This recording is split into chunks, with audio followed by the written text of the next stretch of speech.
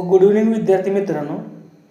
आपण फार्मसीमध्ये proof spirit का शिकतोय याचं उत्तर तुमच्याकडे आहे का? नसेल तर मी सांगतो की प्रूफ स्पिरिट का शिकायचं. की फार्मसीमध्ये आपण फार्मास्युटिकल प्रिपरेशन बघतो की एक्झाम्पल इलिक्झर, टिंक्चर किंवा डिसइन्फेक्टंट, अँटीसेप्टिक अशा काही गोष्टी आहेत की त्याच्यामध्ये आपण अल्कोहोल यूज करतो.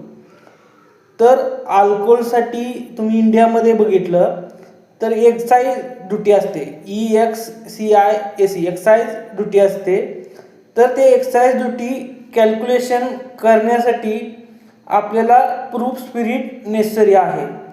ॲज ए फार्मसी स्टुडंट आपण प्रूफ स्पिरिट कॅल्क्युलेट करून आपल्या कंपनीला किंवा तुमच्या स्वतःच्या फर्मला किती एक्साईज ड्युटी भरायला लागते ते तुम्ही कॅल्क्युलेट करणार. आपण फार्मसी आहे, मेडिकल शॉप हे आपलं एकच ध्येय नाही आहे. तर फार्मसी हे खूप वाईड फील्ड आहे. ह्या फील्डमध्ये तुम्ही बघितलं तर तुम्ही खूप काही ह्या B.Pharm कोर्सच्या 4 वर्षामध्ये शिकता, पण आपल्याला त्याचं ॲप्लिकेशनच माहीत नाही आहे.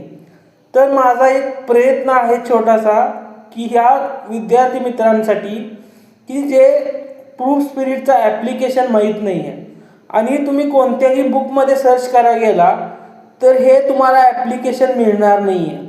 हे ॲप्लिकेशन माझ्या एक्सपिरियन्सने, माझ्या नॉलेजने मी तुम्हाला सांगतो. एक एक्झाम्पल घ्या की लॉकडाऊनमध्ये बऱ्याच कंपनी डिसइन्फेक्टंट किंवा अँटीसेप्टिक प्रोड्यूस करत होत्या, पण तुम्ही आज मार्केटला बघितलं तर त्या कंपनी करत नाही आहेत. जे रेग्युलर कंपनी आहेत तेच प्रोडक्शन करतात.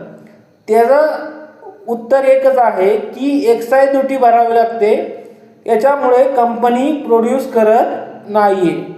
ॲज ए फार्मासिस्ट तुम्हाला हे माहीत असणं खूप गरजेचं आहे, कारण माझा फार्मासिस्ट उद्याचा कन्सल्टंट झाला पाहिजे ही माझी एक प्रयत्न आहे. कारण तुमच्याकडे लोकांनी येऊन सल्ला घेण्या इतपत तुमच्याकडे नॉलेज पाहिजे, तरच भविष्यात फार्मसी फील्डला दिवस चांगले येणार आहेत. थँक्यू.